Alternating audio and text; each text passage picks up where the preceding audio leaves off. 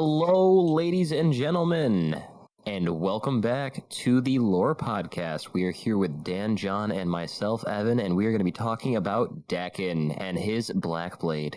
Yeah, as soon as Dakkon was spoiled in Modern Horizons, the card price kind of went wild. I was making the joke earlier that everyone who has the white border one just needs to bust out a Sharpie because the original Legends printing is something like $300 right now.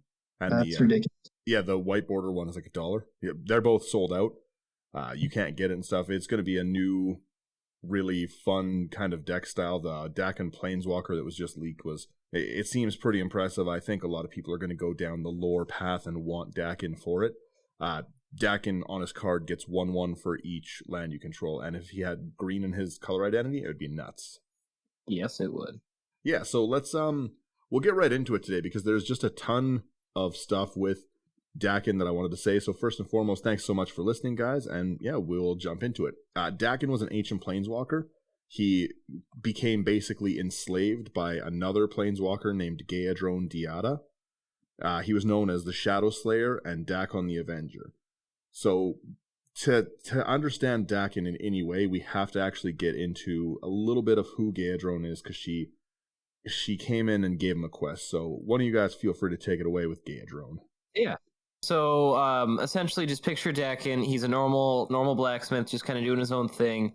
Really kind of well known for making good stuff. Just an all around pretty good blacksmith.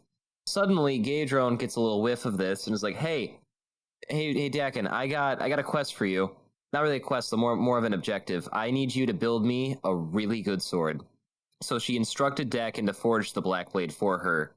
In return, she would make Dakkon a planeswalker. Gave him 10 years for the project. During this time, he and his where is it? Oh God, sorry, catching him on the reading. Yeah, no worries. Yeah. So, in order to sort of forge the blade and a blade of this caliber, he would have to spill his own blood, and alongside that, he would have to sear his blood in the fire and graft the power of Dakkon himself into the weapon. So, really, kind of just forge himself and become one with the sword. Yeah. So she initially could sense that he was a planeswalker, but she basically promised, "Hey, I'll give you these godly powers if you make this sword." Like it was a bargain. Yeah. And Gaedrone, when she returned, she took the sword, gave him the power of the spark, and then just kind of stabbed his shadow and stole his soul, and then just kind of dipped. And Dakkon was kind of just left walking around, because that'd be kind of the metaphorical sucker punch. Yep. So to say.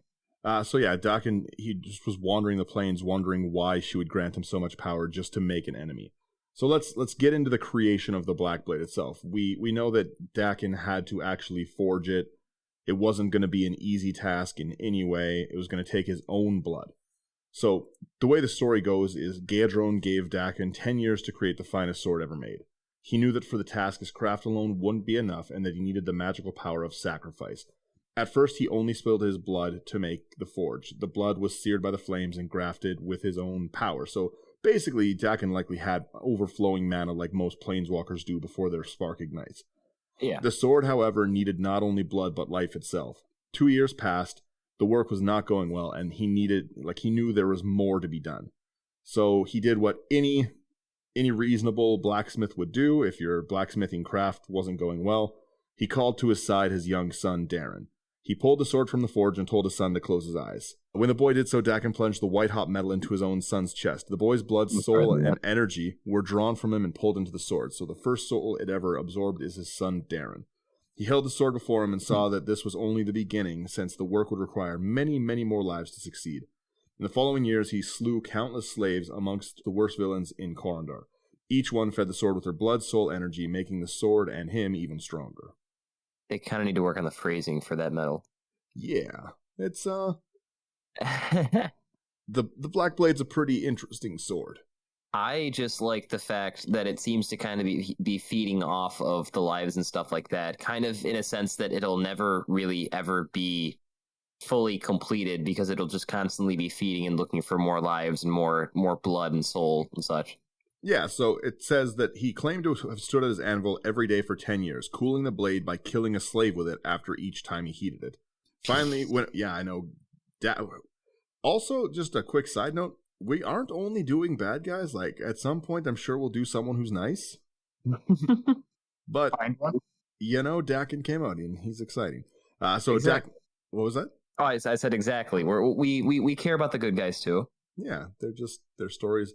He killed his own son to make a sword. What do you want me to say? Yeah, It's a that's cool not story. Really as cool. Yeah. Chaotic neutral. Our official stance: don't do that. Dakkon claimed to have stood his anvil every day for 10 years, as I said. Finally, when it was completed, he decided, I can't just give this away. You work on something for 10 years, you've got to try it out. Yeah. He waded into battle, and with each kill, he felt his strength grow. So ferocious was his assault that as tales spread of his slaughter, his name became Dakkon Blackblade.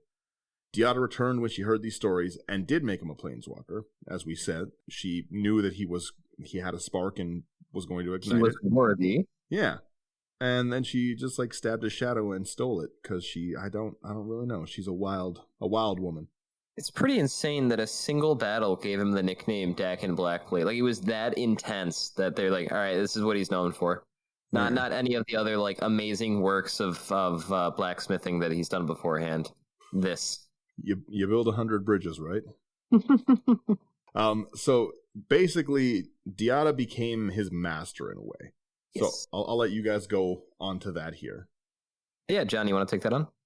So after Diada took his soul and just kind of ran away, she began a war on Corondor, and one of the people of Corondor, a young thief from the fallen kingdom of Karth, Diada imprisoned him into her dungeons, and with the help of a monk, he escaped. The boy is known as the Son of Karth. He used the amulet of Tifu to bind himself to Dakkon, robbing Dakkon of the ability to planeswalk. Dakkon was not so easily convinced, and he attacked him, intent on killing him and ending his servitude. But the amulet protected Karth and left Dakkon but no choice to serve. Serve he did, happily, when he learned of Karth's enemy, Diada herself. Diada had heard of the two and sent her corrupted Maro sorcerer and Sol Kanar to slay the pair. Her plans did not go as she anticipated, because Dakkon killed the nature spirit. Diada made herself known then, laughing as the combatants fought for her pleasure. She summoned the elder dragons Piru and Chromium Rihul to attack Dakkon, considering Karth below her notice. Karth managed to sneak close enough to reclaim the Blackblade. Dakkon used his power to banish Chromium permanently and immediately. Piru then fought him, but was killed when Dakkon stabbed her with the Blackblade, which Karth had returned to him. This released a massive energy blast that created the dueling chasm of Golthanor. So there's a lot to process in that huge one. First off, the fact that the Blackblade was just given away, she made such a powerful sword, and then just corrupted another pure elemental spirit and was like, here you go, take it to Sol Kanar, is pretty nuts.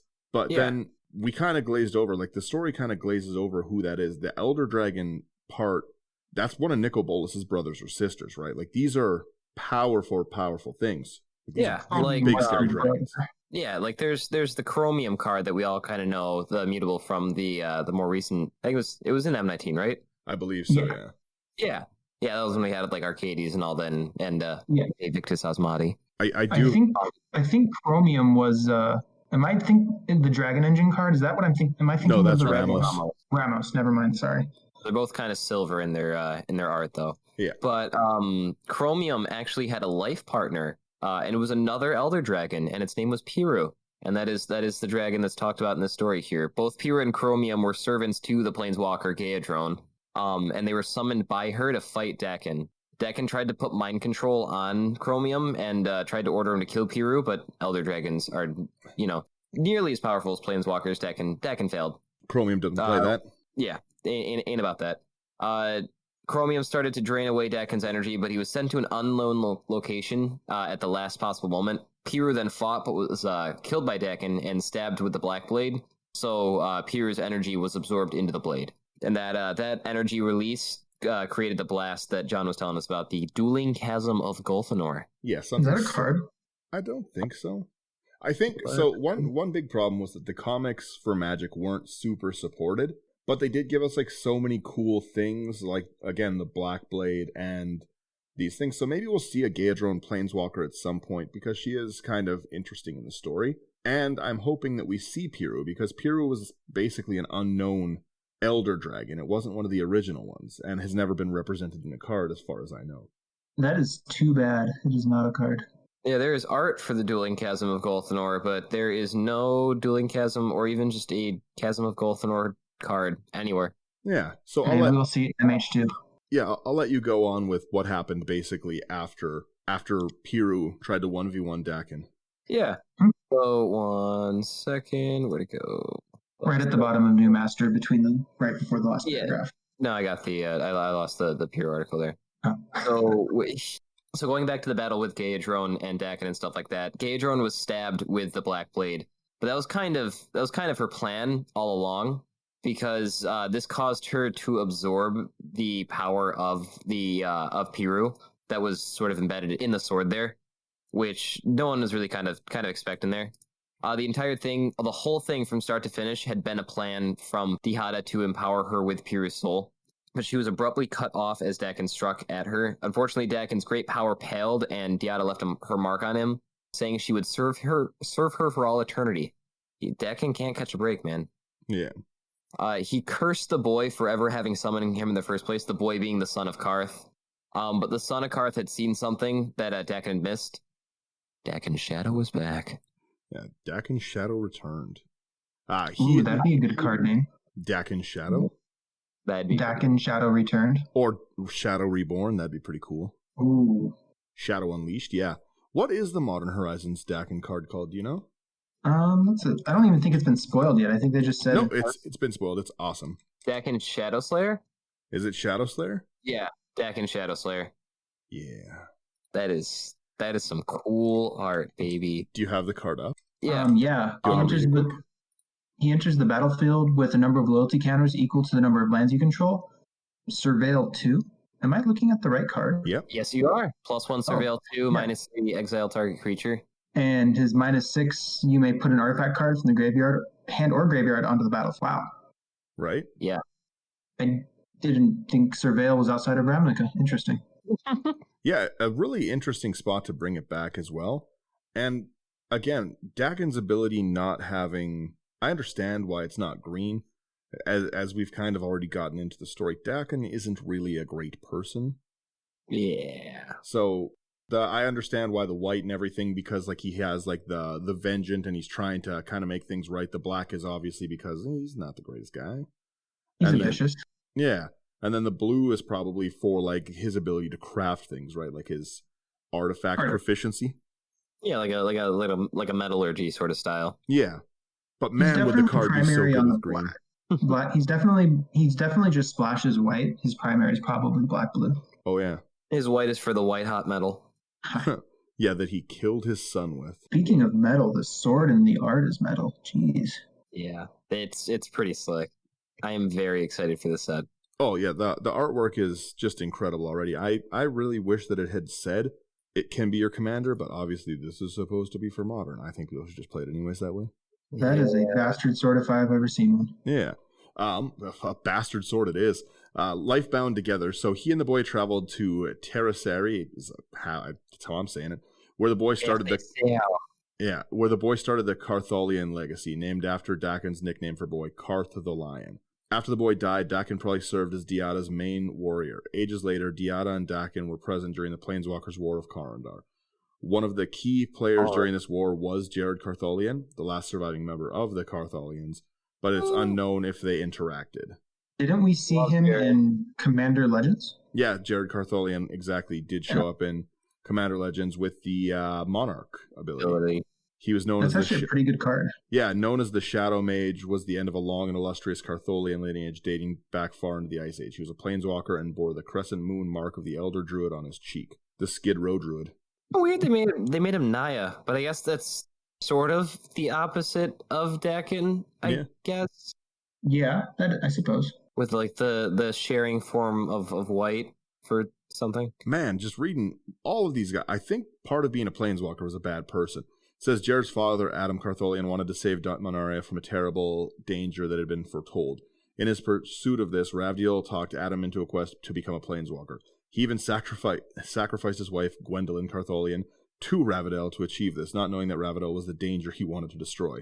Finally, when Ravidel asked Adam to sacrifice Jared, he refused and battled the Planeswalker. Jared was hit by a Siphon Soul in the battle, and his appearance was altered so that nobody recognized him as the rightful heir of the Cartholian line. Siphon Soul is a great card. Siphon Soul is a great card, to be honest. Great card. Never heard of it. Yeah. 2 damage to each other player. You gain life equal to damage dealt this way. For 3, a great sorcery, yeah. Yes. And no one will recognize me again? Wow. Exactly. But only if you hit yourself, so you gotta have someone else cast it on you. Yeah, so... go ahead, going back into Jared, he grew up a beggar on the streets of Erythroxia, brought up by his father's spell squire, Ezer. 16 years after he sort of started living on the streets, Ravidel tracked Jared down and conquered Erythroxia. Jared summoned... These are some names, dude. Yusome. There you go. I don't know what it is. To fight off Ravendel's giant spider. When Ezer grew sick, he met the mistress of House Scarlet, who gave him a potion to save Ezer and showed him the Black Lotus. Show me the Black Lotus, and you got my attention too. Oh my god! Just showed him a suitcase full of money. Jared stole the Lotus, as any person would. It's the right and met Liana of Minorad, who later saved him from Ravidel. Jared led Yorgo and John. Don't confuse Liana with Liliana. They are completely different characters. True. Yes. It's not Liliana in disguise. Jared led Yorgo and the other refugees from Arothaxia. This is some tongue twister stuff. Right. Against Ravidel at Castle Melmareth, using a Fellow War Stone and a magic scroll to get inside. Using the Black Lotus, he summoned a Shivan dragon, which appeared to kill Ravidel and destroyed Castle Melmareth. Is the Black Lotus something in the story? Yeah. Yeah. It's like a Big Lotus. Storyline. I have no idea. Black Lotuses have appeared in numerous storyline arcs. A Black Lotus, House Cartholian's most powerful relic, was discovered by a young Adam Cartholian and was kept in House Scarlet in Arothaxia. Jared stole it after the mistress of House Scarlet let him in and showed it to him, and later used it to summon a Shivan dragon. Black Lotuses were reported. So basically, what I'm reading is if you're building Jared Cartholian, you should put Black Lotus in the deck. You should have a Black Lotus in the deck, yeah. Exactly. And that's It's why I more haven't friendly. seen anyone with a Jared Cartholian deck. And a Lotus Veil. Jared Cartholian Lotus Tribal? Oh my god. Ooh. Somebody tag Lotus in this actual episode. Lotus Bloom Gaming. Of course, you can only spend any Lotus mana to cast a Shivan Dragon. It's Shivan Dragon specific mana. Can you imagine if somebody was like busting Black Lotuses to cast Shivan Dragons? How mad you would be? That's what standard people back in the did. day, dude. That's what it was. Shivan Dragon, I think, was more expensive than Black Lotus at one point. That might be wrong though. I'm not sure. I mean, Alpha Shivan Dragon, last time I checked, was like $400. So. No one fact checked that, but I'm pretty sure it's true. He left Liana to become a wayfarer after having trouble in Hamath and with the visionary Kadesha and Elon Devatant. He was taken by Christina of the Woods, who began to teach him to use all aspects of mana. Eventually, they fell in love. Ooh, Oh, Christina Yeah. is another old planeswalker. she's gonna die. They really just, and that's why I love the old stories, because they introduce these people, but they actually kind of flesh them out too. It's been really cool to see so many of these old characters. Commander Legends is what really reignited the spark, my proverbial spark, of interest in the lore. And it just like, I keep just being happier and happier when they're revisiting these old characters and bringing them back and not trying to redemption arc them. They're just trying to, here's a new version of a card if you like the lore, and I do. If you like the lore, here's a card. They need to make a better Ramadaragaz card. That card sucks. The lore for Ramadaragaz, amazing. His cards, trash. Ooh, 3 damage. Get out of here. Big fan of Evictus, so I will say. Yeah, Vivictus is dope. I'll let you continue with Jared. Sorry. Yeah, no, you're good. So Jared and Christina, the lovebirds, learned from the Great Spirit in the White Woods that Ravidel was alive, and they moved to oppose him. Jared watched as Ravidel and Liana dueled, accidentally summoned Elan into the battle, resulting in Liana's death. He escaped with the those Moxes, yes. Christina and them escaped on a Shivan dragon and headed for Corundus. I love these names, dude. Where he found 2 long daggers that would be used to destroy the Golgothian Silex, which Urza made. But have we talked about Urza? Not yet, but we did go over just- the Golgothian Silex and the devastation of Dominaria. Yeah, Oh, okay. because that I absolutely love that sort of that lore. But they destroyed the Golgothian Silex with the help of a Grenfell Moor and Altair of Colony. What is worse? Ravadel took Lyanna's Moxen and erected the Mox Beacon that would start the Planeswalker War. The Mox Beacon was a device created by Ravadel from the Mox Ruby, Mox Jet, Mox Sapphire, taken from Lyanna of Minorad during the battle of the dueling chasm of Golanthor. See, it all comes back together. This wasn't just a random us being happy seeing the wasn't just us being happy reading this lore. It just sounds like Jared Cartholian was an absolute baller. Right? Oh yeah. He kind of came out of nowhere. He was like the Gideon before Gideon, dude. Yeah. It sounds like he was really doing a lot and just blowing his mana on not good stuff. Look at his mane.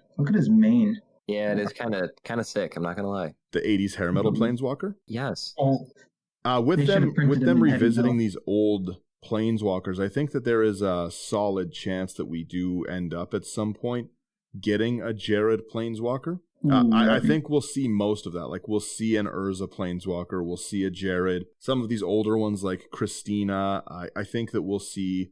I would really like if they somehow made another Venser. Venser was pretty, I love paramount Venser, in his story, yeah. I hope. I mean, we already have the Academy Headmaster as a card. Yeah. I wonder if they'll maintain that sort of 5-color monk here with a normal Urza Planeswalker card. I can see it. Jared is quoted or referred to in 2 cards as well. His quotes are pretty badass. One is "Fire's always been my most faithful companion," and one is "For all I have lost, for all who have fallen, I will render you to dust," in Vow of Lightning. Yeah, I like Vow of Lightning a lot. We talked on the podcast this week about building lore themed decks, and man, this is what inspires me to build decks, because I'm gonna build Jared, and I'm just gonna try and sneak these expensive cards in. Oh my god, dude! When I built, when the first Modern Horizons came out and they spoiled Urza, that was when I had started reading and listening to all those podcasts about the lore and stuff, and it got me hyped into it. I bought 5 boxes of Modern Horizons looking for an Urza card organically, and I pulled a foil one, and so I built an EDH deck around him, and it was completely lore themed. So it had glasses, it had the original Karn, it had the Might Stone and the Weak Stone for his eyes, Urza's armor, and all that sort of stuff, and it was just an absolute blast to play. I didn't win much, but it was a lot of fun. Also, I did want to, by the way, that is the best way to crack packs, I think. It's fun to try. I tried to organically crack Kaikar. Nowhere near the value. Oh. I should have just waited to spend $6. But I wanted to make that deck, and I succeeded. I wanted to finish on that Mox Beacon, so it set off a powerful magical signal to all the planeswalkers who had either betrayed Jared or Ravadel. Dario was the first to arrive on Corondor, though many others, including Sandru, Taysir, and even Teferi, were attracted to the signal. Oh? Jared's beefing with everyone. Jeez. Yeah, even Teferi, dude. Ravadel called Oh, go ahead there, sorry. Oh, yeah, I was going to say, it looks like Niv Mizzet, prior to War of the Spark, made something kind of similar to such to call all the planeswalkers to Ravnica. That was Ral. What? Ral made that. Ral and Niv Mizzet, right? Ral was Ral Zarek was under employment of Nico Bolas, so he made the beacon and he's told Niv Mizzet about it, and then he turned coded against Nico Bolas. Yeah. Was that in one of the books? That was the War of the Spark. Yeah. War of the Spark was such an exciting set. I've said it many times before. That was the best spoiler season I think I've ever seen, because it wasn't that they were spoiling just specifically powerful cards. It's that that was the last set that had a good story in it. Yeah. Right? Even though the book was iffy? The new sets they're really building on, they have to, like I said, they've got to set up a new coalition of planeswalkers to fight. The Gatewatch is kind of the thing of the past, but War of the Spark, just the spoilers as things came out and just the flavor text on cards. We're going to be going over some of the ones that actually have the Blackblade in them, because the Blackblade was a big part of War of the Spark. Yes, sir. And it was just an incredible arc. Amonkhet to War of the Spark. Oof. Loved it. That's the Magic storytelling I want more of.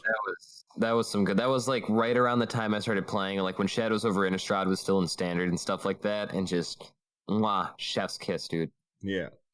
It says that basically they don't the war, the Planeswalker War of Corondor, that's where Dakkon blew up Piru and basically made a giant apocalyptic hole in the ground with the Blackblade, because it's pretty strong. Yeah. But nobody knows what happened to any of those people after. So Jared, we don't really know what kind of happened. Gaedron hasn't been seen since. So I do think there's another chance to maybe go back and see these planeswalkers, see other things from them.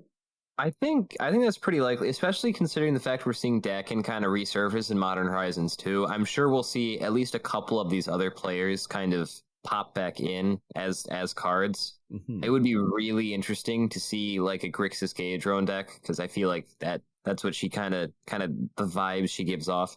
The demonic planeswalker, the whole, like controlling people stuff. I think she would be an interesting character to see, especially. She did absorb the soul of an elder dragon to power herself. Right? And if War of the Spark told us anything, that's a good soul.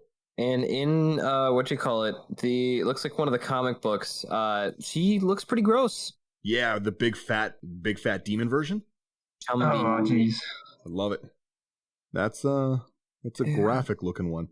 Yeah, no, so basically another big part of the story was this Soul Canner. And Soul Canner created Gaedron's Unholy Citadel, which basically was the remains of the slain enemies. So anything that crept across the land, like legs, bones, anything, Soul Canner just like stacked it up and was like, "This is your church." So Soul Canner was only represented on one card as well, and I don't think is a very good card. Yeah, it's Grixis 2 Swamp Walk. Whenever a player plays a black spell, you gain a life. I mean, value-wise, that's 5 mana for a 5/5 Swamp Walk. Not horrible. And it's whenever a player plays a black spell. And I mean, just thinking CEDH-wise, there's a lot of black spells played. That could help feed your ad nauseum addiction. Yeah, like it's, I don't know.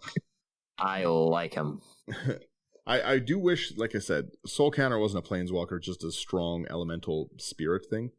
But it would be cool again to see more of the old legends suck. There's no way for me to get around that. Like, they just suck. Like, short of like, there's like 2 that are good. Angus Mackenzie is pretty good, and then you'd have to pick another one. But I would say Angus, and then who is the guy who made the Sand Warriors?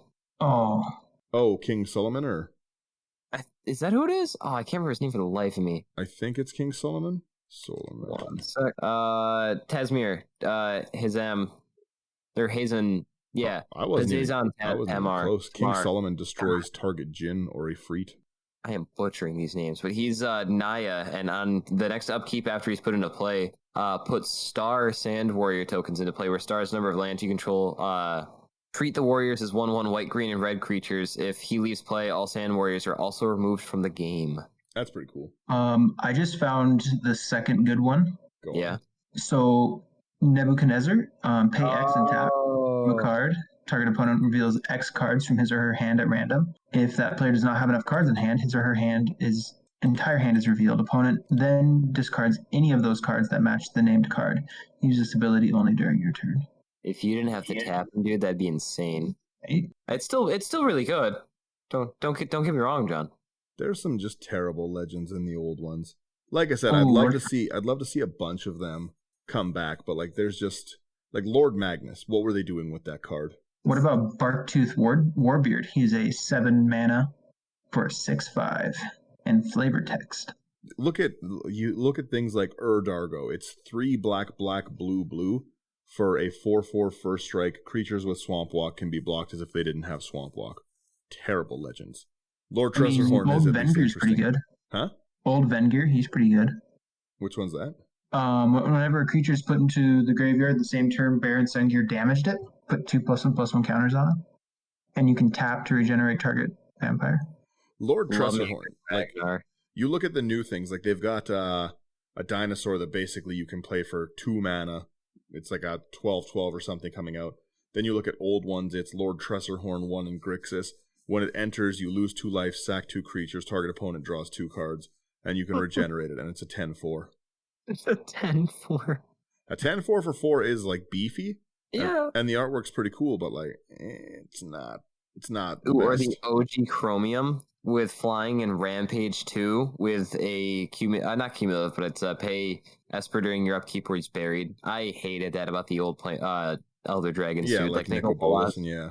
I have a challenge for you, Dan. Mm-hmm. Build Soraya the Falconer. All Falcons get +1/+1. Pay 1 and a white. Target Falcon gains banding until end of turn. Oh my god.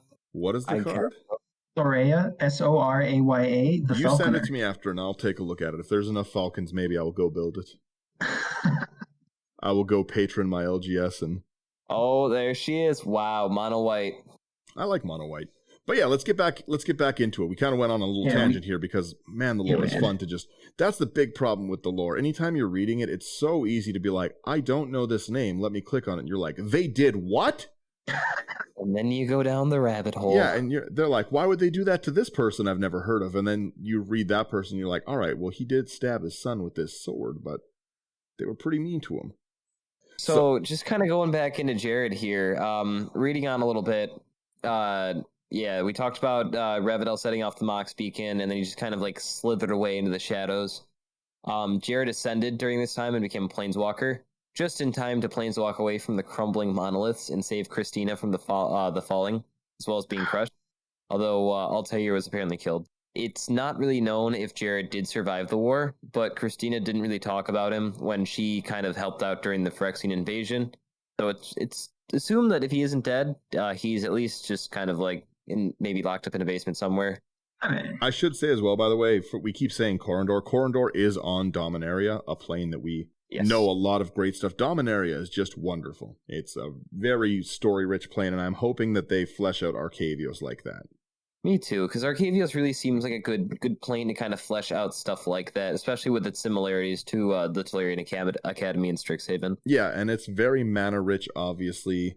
It's got like a very, I think, like torn and sorted past. Because, yeah, they talk about this like ancient blood war or whatever it was, but they didn't say anything about it in half the continent. You don't really know what's going on. I think there's some things afoot. Definitely, dude. But knowing them, they won't explore it.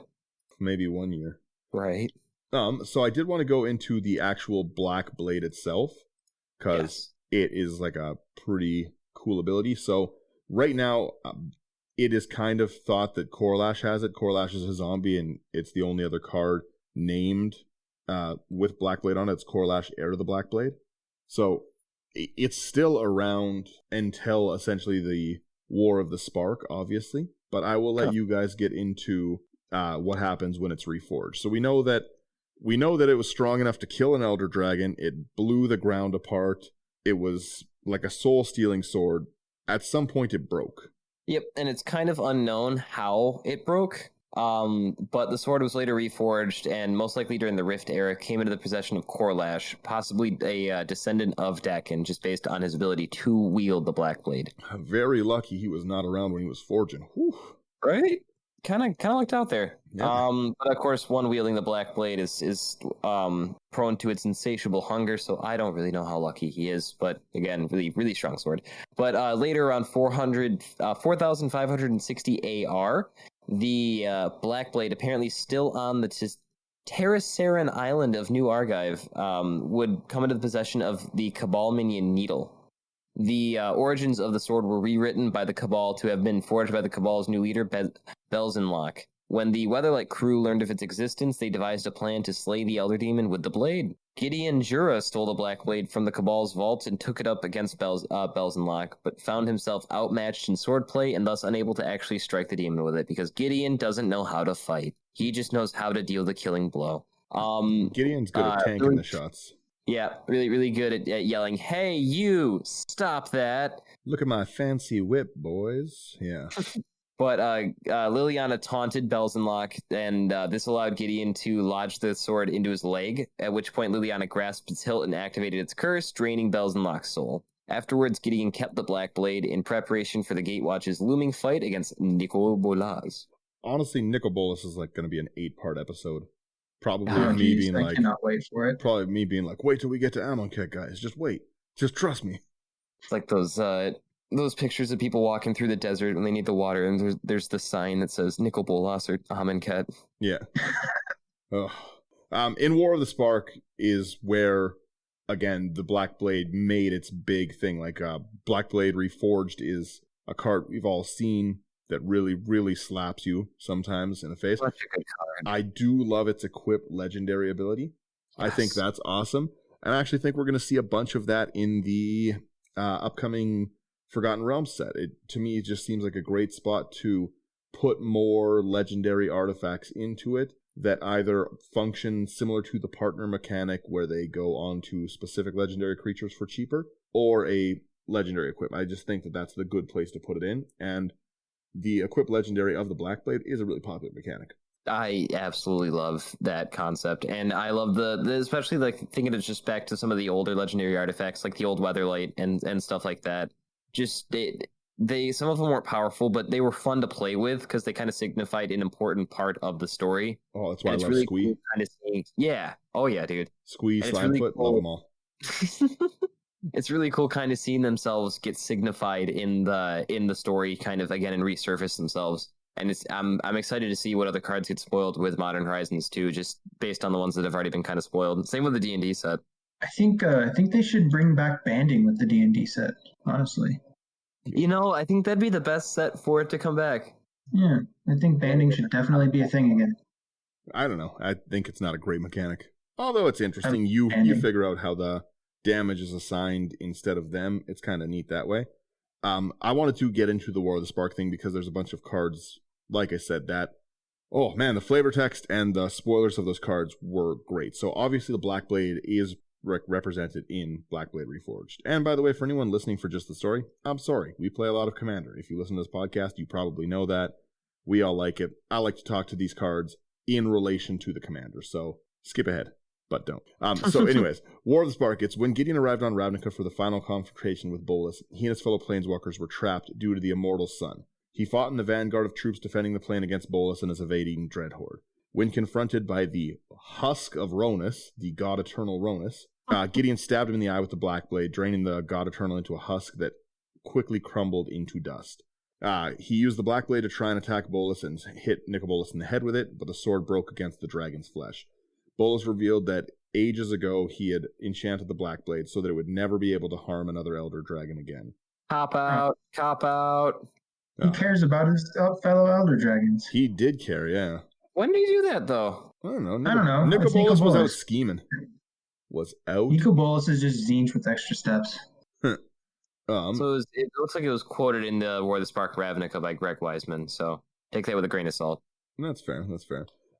So a bunch of these, I want to read some of the flavor text things that happen in War of the Spark. So on the card Unlikely Aid, Rakdos, Gideon's riding on Rakdos, and it says, "No one will ever ride me again, Gideon. Expect no further favors." Because Gideon is on Pegasus trying to get there. So Ravnica's defenders watched in horror as Oketra's arrow shot and pierced the body of the Pegasus. Gideon tumbled through the air, Blackblade in hand. Unlikely Aid follows it. Rakdos is helping out Gideon. Then you go over into Desperate Lunge, and this was a card that was just an amazing part of the story spoiler. And it's a 2-mana, target creature gets 2/2, flying until end of turn, you gain 2 life. It's Ravnica held its breath for the hero of the resistance. The last hope flew through the sky, his dark sword ready to strike a god. And man, that was a good thing. So he's basically like in the artwork, jumping, trying to just like sword in the stone this thing into Nicol Bolas's head. And then I'll let Evan read the Tyrant's score and flavor text. The hero with the magic sword slays the dragon. Not this time. Man, Nicol Bolas has good quotes.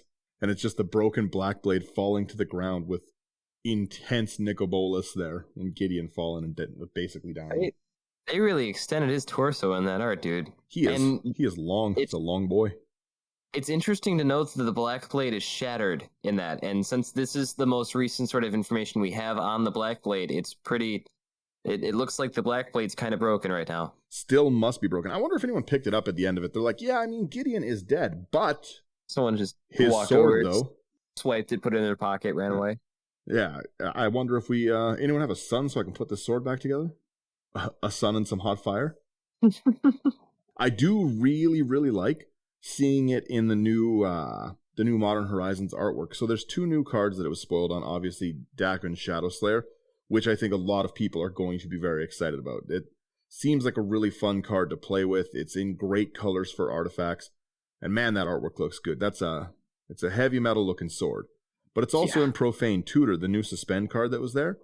It's a suspend for 2, and it just search your library for a card, put it in your hand, then shuffle. And the flavor text on that is, as Dakkon forged the Blackblade for Gaedron Diada, he unwittingly forged himself into her schemes. And that really does tie back into, like I said, the overall arcing story of who he is, what was going on. Because if you just read that flavor text, you wouldn't really know or anything like that. But now when you see this, when you see this profane Tudor artwork of him stabbing this giant sword into the fires, it looks like Gaedron in the background of it, and he's sitting there blacksmithing it. Like, what an amazing tie-in and an amazing throwback to what I thought was a really, really interesting story.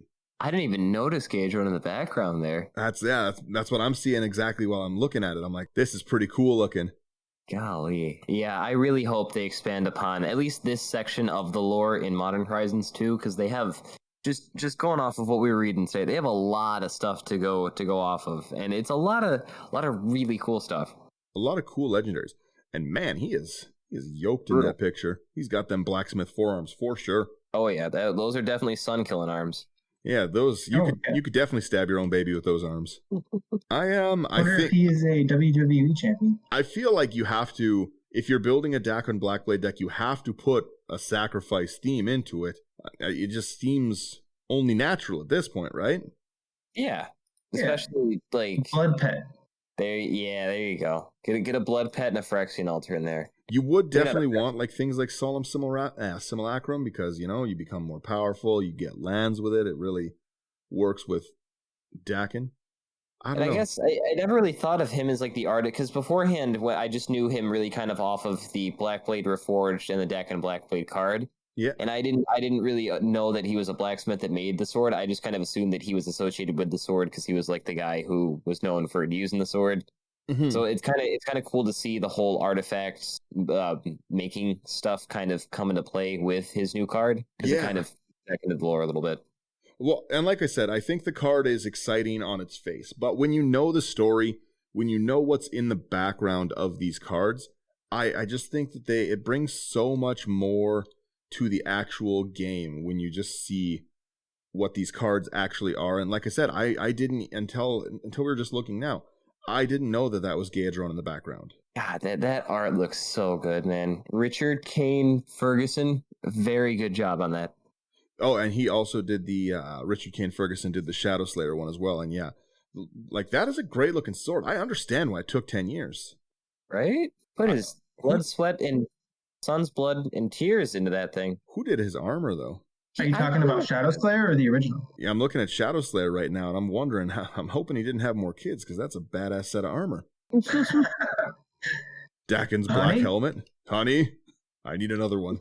Used to be known as Dakkon the Bountiful. Yeah. Dakkon 12 kids? Not anymore. Yeah, no, like I said, I think that there's a lot, especially in this episode. I think we covered a lot of interesting cards. I don't know about anyone listening, but I definitely have a new respect for Jared the card as well. Like, I just want to bling one of those decks out now, just like a rich Jared deck. And like I said, maybe I put in a Black Lotus. Who knows? Who knows if I just slip one in there? Throw it in there. I'd let it go. Yeah, a casual but Black only Lotus. If you cast Shivan Dragon with it. Is that just a sword he's holding, or is that the Blackblade in his hand? That's the Blackblade.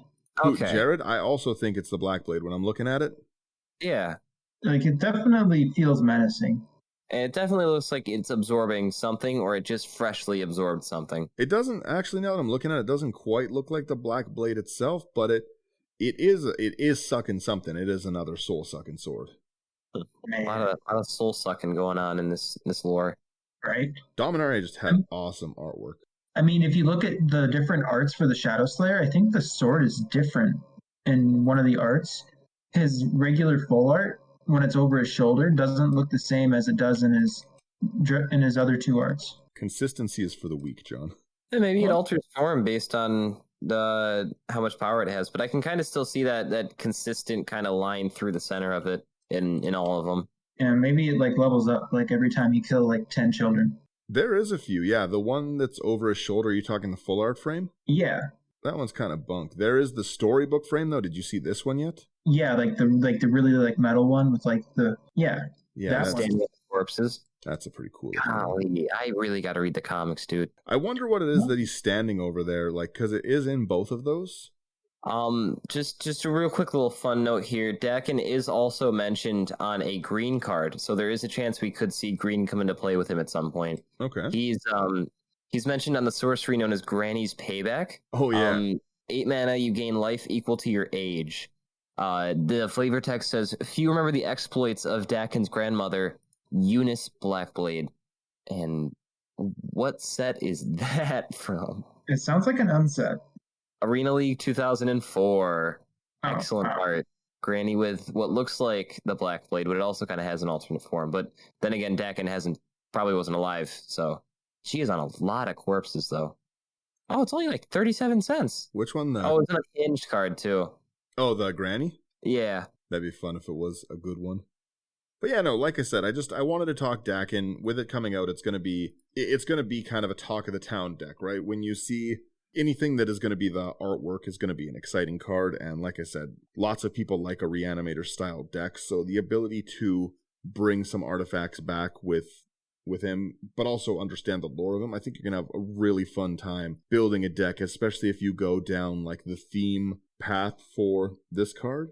I just think that there's a really good, really feel good time knowing, because like I said, I didn't know anything about Jared until we started this episode. Now I've got to build Jared. It just seems like a fun thing. Obligated to build him. Yeah, no one knows that he's the true heir. You have to try convince people you are. I get it. I'm into it. Here's a monarch. Going back into Jared, it is important to note that Christina of the Woods, his lady friend, was one of the 9 Titans summoned by Urza during the war there. Oh dang. Yeah. Maybe we'll get a card for her next. That'd be cool. Does she? She doesn't have it. Yeah, no, she doesn't have a card yet. She kind of looks like Ariel, though. Not gonna lie. Yeah, no. Like this is really off track, Dan. But have you seen Yusri? I have not. From Modern Horizons 2, like the gambling one. Oh yeah. Wow. Yeah, that's the flip coins one. Yeah. Oh yeah. That seems like a very fun card. I definitely am gonna. Fantastic. You're gonna need an Eternity Vessel for that one, because I assume you're gonna kill yourself a lot in it. Yeah, Dakkon Blackblade is a Magic the Gathering comic released by Armada in June 1996. On the front of it, it's him fighting Soul Kanar, which is pretty cool. Tells the story of it well before the Brothers' War on the world of Dominaria. The continent of Corondor is spanned by warring peoples. Life's come to have little value to both the draconian city-states and the primitive clans living there. However, in the darkest of times, an improbable soul rises to meet the need of the land. Legends are made. Ooh. That's a pretty good description of it. But yeah, I like I said, I wanted to wrap there. I just wanted to talk Dakkon. I think he's just an amazing card. I think the story is really cool. There's not really much redemption you can say for Dakkon. He's pretty obviously not a very good person. At no point in the story are you like, he made up for it. It's not. He's... Nope. Just not a good dude through and through. I mean, he had a chance to kill a second child, but he didn't.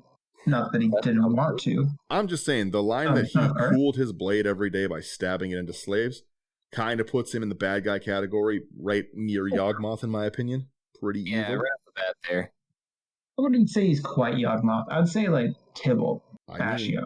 I mean, I don't quite think so. I think that, because like at least there, I don't know, like Tybalt is, I guess Tybalt's kind of a chaotic thing too. It's so funny because he's such a junk card that you don't really see him as bad, but yeah, he's just kind of like wannabe bad. But his Valky version is pretty good. I mean, it got banned in Modern, so it can't be that. Wait, no, I think it's still unbanned in Modern, but it got like half a dozen other cards banned. All I know is I absolutely love playing it, and I've never said that about a Tybalt card before. And you're officially a bad person. In Valky? Yeah. Yeah, oh dude, I love Valky. I actually haven't seen Valky played yet, but it seems like it would be fun. It goes hard. It goes very hard as a commander. I could rant about Magic cards and playing things all day, so we will wrap there. Let me know if you are going to build Dakkon Blackblade. How are you going to build it? What are you going to put into it? And I don't know, are you excited to see these old cards being resurrected as planeswalkers in these Modern Horizon series? I really liked what Modern Horizons #1 brought us with a lot of really, really cool legendary creatures. I'm hoping we get a lot of new ones. I'd like to see some more of the Jared Cartholian kind of things, these old legends that are kind of glazed over. And I feel like this is really kind of them, the start of them really expanding upon that stuff, because we've really seen them sort of put more and more of those obscure characters into cards recently. And I feel like with Dakkon being a planeswalker in Modern Horizons 2 is just kind of sort of continuing along that pathway there. So here's hoping. Yeah, well, there's no denying that Commander players are monsters and they want new legendary creatures. What better place to find these creatures than in the past of the stories you've already written? Right? Especially Piru. Give us a Piru card, please. Piru would be awesome. Piru the Blackblade Scabbard. Yeah, we'll wrap there. Thank you guys so much for listening. If you liked our content, you can find it all on our website. We do 3 shows a week. We really, really appreciate it. Check out our YouTube and everything exciting. And yeah, if you enjoy this, you can really support us by sharing, and subscribing. We have Patreon. We do bonus episodes on it. Yeah. Check out any of our content.